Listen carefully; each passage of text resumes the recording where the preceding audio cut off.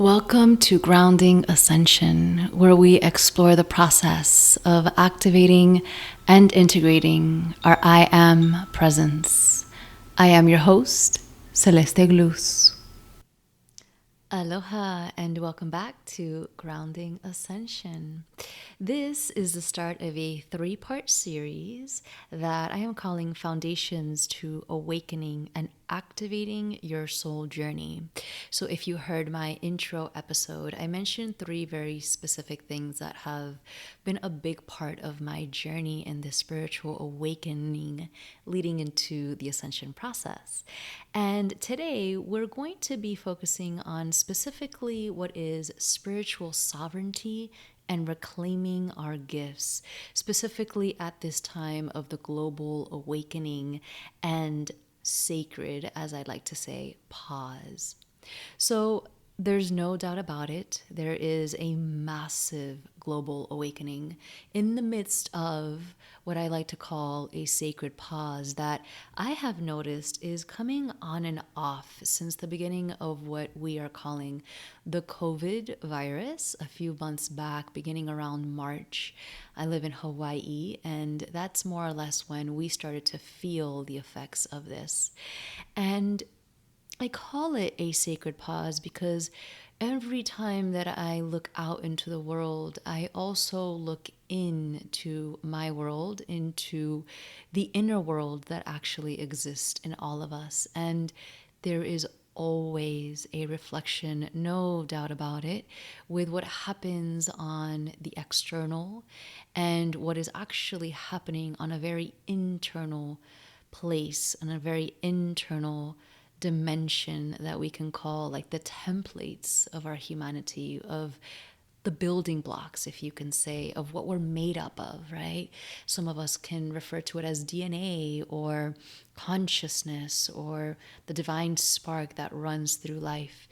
Whatever word you use to describe this living essence that is life, it is an intelligent, creative force that is on and is alive. Not only is the foundation of life in the external, right? You could see that in life of nature and wildlife and humans, right? Our human body is a huge macroorganism of living bacteria and cellular structures and organisms and environments. But it's also happening on what some may call the unseen, the inner realm. And this global awakening and sacred pause is completely related because we are rewriting the literal fabric of existence as we speak. And the first thing that I felt when this sacred pause happened, and when I say sacred pause, I'm basically referring to the COVID. So anytime I say that, if you would refer to the COVID in your mind, that's totally fine. So the sacred pause I felt immediately within me. And it was this need, this dire thirst to just stop and to open our hearts and to open our eyes to something so much greater. And this pause that is required on the inner realm, in the heart, in the womb, in the mind, is creating, if you could, like a crystalline clear ocean or pool. It's like the foundation of a new beginning. And this new beginning is bringing with it a massive global awakening. So many of us are deep in the spiritual process of awakening or the ascension process. And many of us are simply right now starting to awaken.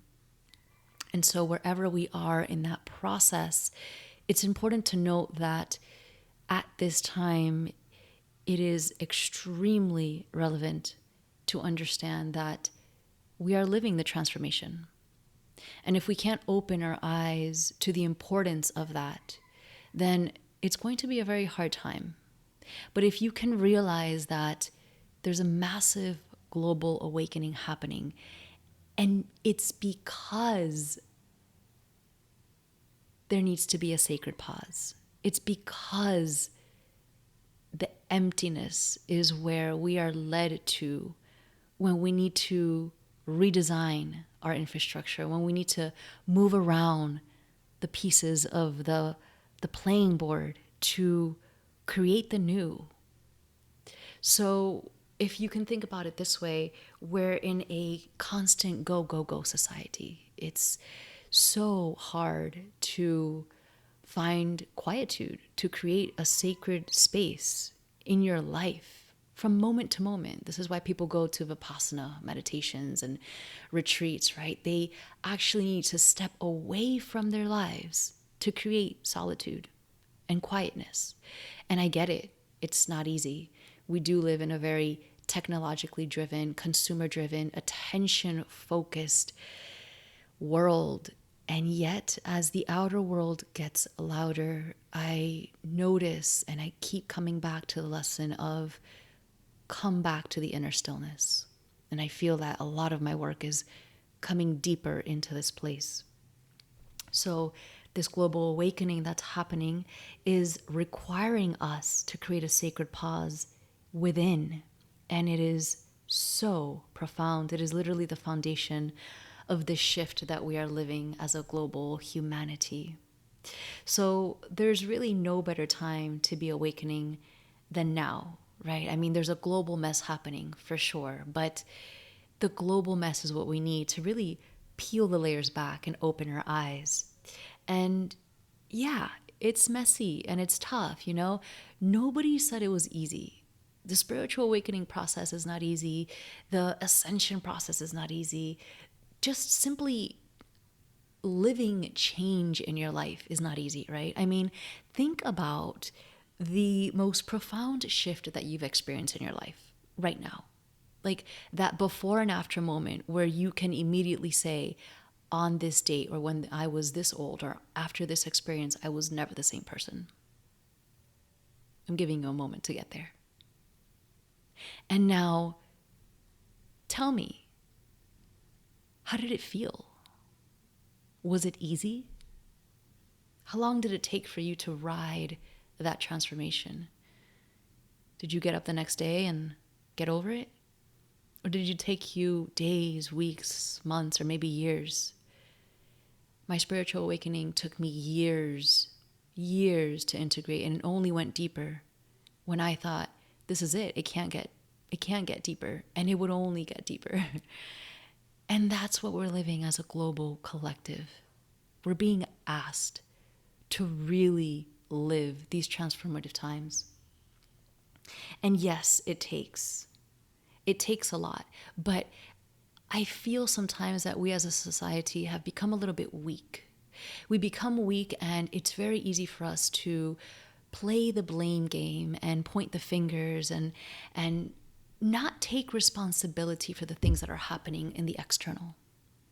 And when I say the external, it doesn't mean that you have to pick up what people don't get or what people are not cleaning up for themselves. What I mean is that you need to take responsibility for your own reality, for your day-to-day life. And the distorted patriarchal society that we live in, and this is not to say that in any way or shape to point out men, right? When I say patriarchal society, it's just something that we have simply inherited, whether you're a man or a woman. That's just where we live right now. And yet we are reclaiming the divine feminine and masculine within, right? So this distorted patriarchal society has taught us to be weak because it's not in its divine masculine. And the weak masculine, the weak patriarchal society works from a place of blame and hurt and violence and anger and frustration. It's so much easier to yell and scream and get violent towards somebody instead of stopping and being the protector and being the one with the wise knowledge within. It's not easy. I get it. It's a process, but that's where we are moving towards. This rise of the new human is a balanced human. It is an integration of the feminine and the masculine, and I'm so passionate about that work. you can see more about that in so many of my courses. But really, as we awaken as a global collective, we realize the need for change. And with that, there needs to be action, right? Balanced action. Action from a place of understanding that it's messy and we need to witness the mess. We need to witness it, and we also need to be in the change of that mess, right? So when there is distortion amongst your own family, amongst your own friends, amongst the conversations that you're having with people, that's where the change begins. It's not about what the person on the other side of the world is doing or what the communities, label them as you will. We have so many ways of separating ourselves in boxes. Can we just simply look at the lives that we're living, the moments that we're living day to day? How are we addressing our beloved, our lover, our family, our friends, our work life? And when we start to tap into that heart wisdom, is when we get more connected to this inner sacred pause that is actually the shift of this global awakening. It's a call to action for the discerning humans on this planet to peel the layers back, to open their eyes and to truly see, to really see with a capital S, what really needs to be done. My course on Divine I Am talks so much about this, talks so much about having discernment and spiritual maturity. And I see it more and more, the need for this at this time. Knowing that the future really belongs to those who are ready to take responsibility for their lives, for their actions, for their thoughts, for their deeds, for all of it. Nothing can go unseen at this time. This massive awakening is literally clearing up the shelves. It's cleaning out the attic. It's clearing out the hard drives of our old computer systems, of our old brains, of our behavioral patterns and distorted DNA functions. It's clearing all of that out, and it's bringing forth the new, but we have to take responsibility for it. I'm going to be sharing with you in a little bit a few tips on how to reclaim your spiritual gifts, because that's going to be a big part of having discernment and gaining spiritual maturity and really taking responsibility for being the change at this time. So make sure you stay with me throughout this episode. So as I was saying, there is a maturity that is needed at this time. There's a divine presence that is being called forth within us. And as we witness the healing of others and the healing of ourselves, we realize we need to get back to the fundamentals of love, the true fundamentals of understanding that we're all in this together. The global awakening is a movement that is happening on the global scale. There's not one country right now in this world that's not affected by what's happening. And it's not a coincidence. And it's also not an excuse to call up our friends and family and continue talking about how bad the situation is. How about we make this into an opportunity, right? As the walls begin to come down, some people would choose to stand by the sideline and simply gossip and simply talk about how bad it is and how much they're waiting for this to be over. And I've heard this time and time again, and every time I hear it, I find grace in my heart and I send that over, because I understand that it's hard to see with a capital S what's actually happening. But at the same time, we have to take responsibility. The whole sitting back and just watching the world crumble and not doing anything about it is not going to work. We have to be the ones that are creating the change in our neighborhoods, in our families, in our homes, in our workplace, in every single moment. And you know what? You'd be surprised how many people around you get it. If you're listening to this, you are definitely a part of this oversoul that gets it. And you hold right now a frequency within you.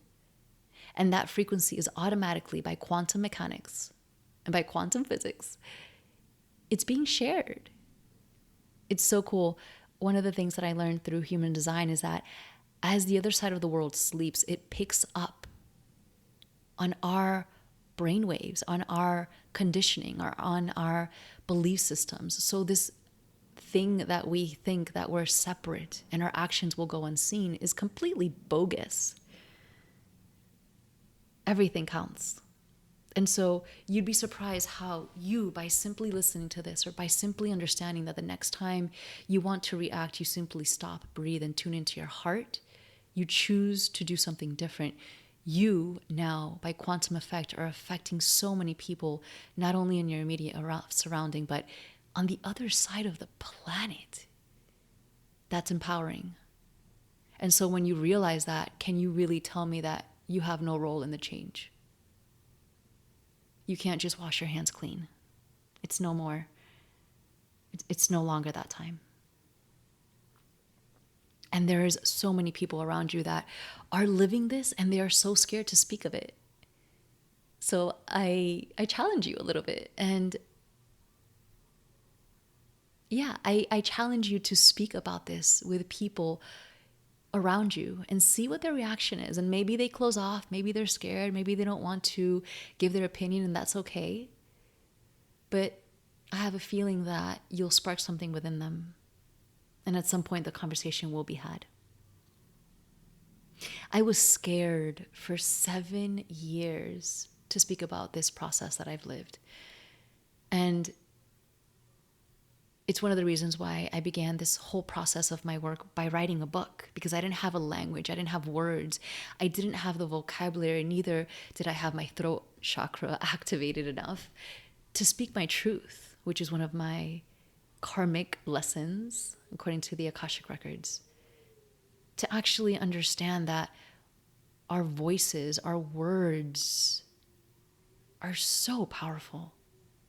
And so one of the ways that I began to activate this spiritual sovereignty within was to create a book, to write words on a page. And it was so hard at first, and I cried so much. If you ever read my book, you might feel those emotions just pouring out of those pages, because I cried endlessly, creating, editing every single time. Sometimes I open it now and I read it and I'm like, wow, I'm crying, because there was so much that was put into that book.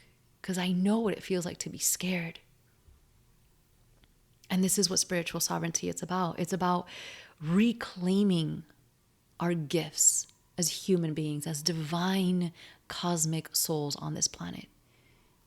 When we realize that, when we realize our multidimensionality, when we realize how powerful, how infinitely, universally capable we are, nothing can stand in your way. This is truly the foundation to the shift. The first quote that I write in my book starts with the following: "The pain of holding back has surpassed that of the fear that lies in the unknown." I'm going to repeat that again. The pain of holding back has surpassed that of the fear that lies in the unknown. I genuinely believe that this is what the collective is experiencing right now. There's so much pain and so much suffering, and yet people are being pushed past their comfort zones, because the comfort zone is no longer comfortable. It's the comfort zone that's killing them. It's the comfort zone that was killing me, that was eating me up alive. Until I decided I'm diving into this deep darkness, and I'm going to start putting words to paper, and I'm going to start getting my message out. Because I'd rather have been in any unknown than in the comfort of my silence. And this is where we are with this global awakening. We are being asked to speak up in our own lives, to speak our truths. So, let's go into the tips about reclaiming our gifts and spiritual sovereignty, shall we? All right, so the first tip that has helped me so much is kind of what I just mentioned, which is trust and surrender. Now, when you hear these tips, maybe they sound super simple, right? But what I have found on this path is that the simplest stuff, just like maybe you have a meditation practice or a breathing practice or a yoga practice, it's the hardest stuff. It's the stuff that has been taught through teachers and through millennia. And for some reason, it's just so hard to click into our DNAs. It's the simplicity. And this is why I talk so much about coming back into a place of stillness, into mindful presence, into mindful living. So the first tip is to really trust and surrender, which again, I know is so much easier said than done.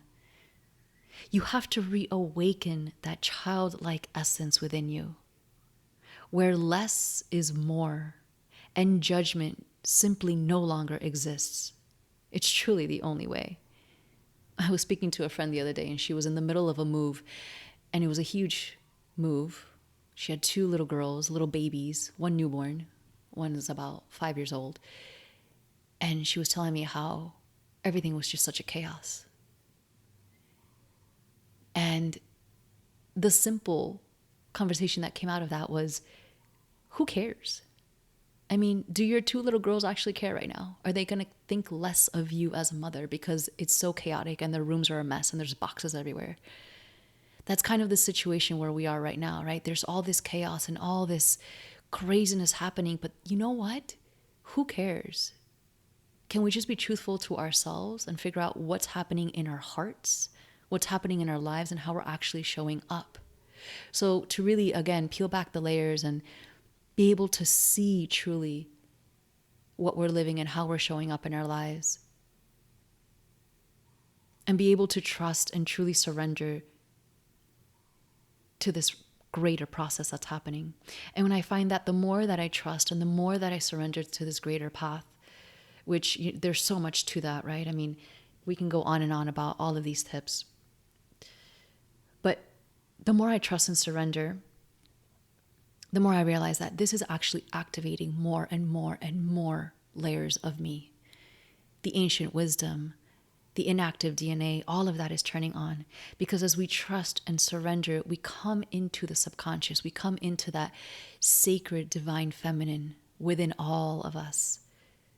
We activate the left side of the brain. I think it's the left side, the creative side, right? The one that doesn't put things in boxes. This begins to turn on. And then when we are swimming in that ocean of possibility, the new arises. And that's what we talk about when we say activation of the DNA, activation of new timelines, activation of new possibilities. It's our ability to really trust and surrender. In our society, we are far too logical. We have overstimulated the brain in so many ways, in so many distorted ways. And it's really a coming back to our heart's wisdom. Okay, so that's tip number 1. It was trust and surrender. Tip number 2, activating our heart's wisdom. Again, so much easier said than done. But we have to tune in. We have to drop into this heart's wisdom. And it goes exactly to what I was just saying now, how we've become way too logical. And coming back into the heart is this path of coming back to our essence, coming back to our gift. Reclaiming our spiritual sovereignty is coming back to our heart's wisdom. A really great and practical tip, if you like the practical stuff, is practice heart coherence. Look into the Institute of Math, the Math Institute, the Heart Math Institute. Oh my goodness. There's an entire scientific community that talks about this. Practice heart coherence. That is going to start dropping you into your heart's wisdom. And the more that we live from our heart space, the more we can activate a true frequency of heart and love. And I talk all about that in my courses, the true frequency of heart and love.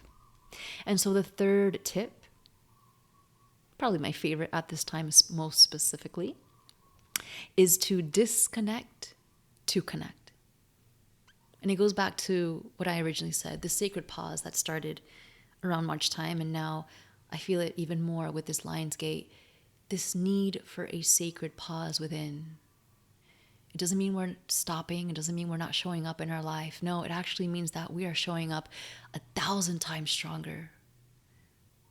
I feel like I'm being totally directed in much stronger, more powerful ways to show up.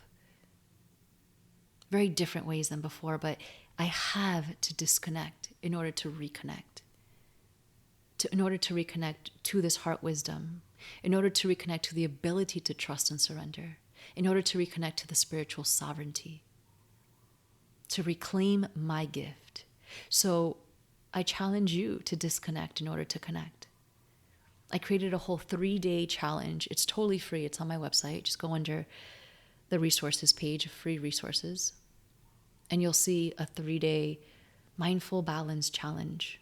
And the whole point of this is to create less brain chatter, is to really drop into our heart's wisdom, to drop into stillness, and to experience that portal for what it is. Oof, that's how my journey started. I was kind of forced to drop in. I didn't really ask or choose to. And it took me so many years to figure out that it's a gift to be able to do that. And I want to share that with you. And so the last little fun fact that I'm going to leave you with is that the heart is about 500 times stronger than the brain field. The field of the heart itself, the energetic field, again, go to Heart Math Institute if you're into that stuff, is 500 times stronger than the brain field. And yet we have totally overused our brain. I mean, I turned into an economics major when I went to college. Yeah. I was one of the few women in my class. I think there was like 3 of us in a class of like, I don't know, 100 or something. We have learned and trained our brains to be the overpowering force over our hearts. And that's the ultimate raping of our spiritual sovereignty. And I'm sorry to use that word, but it just came through, and I have a feeling that it's kind of accurate. So if you are up for it, sign up for that 3-day free challenge and let me know how it goes. And if you are interested in activating that true heart frequency, getting more into the space of love, tapping into the divine feminine and masculine, all of that good stuff, I have amazing courses that I've created. You can check all of that stuff out on my website. But really, this is about activating our spiritual sovereignty,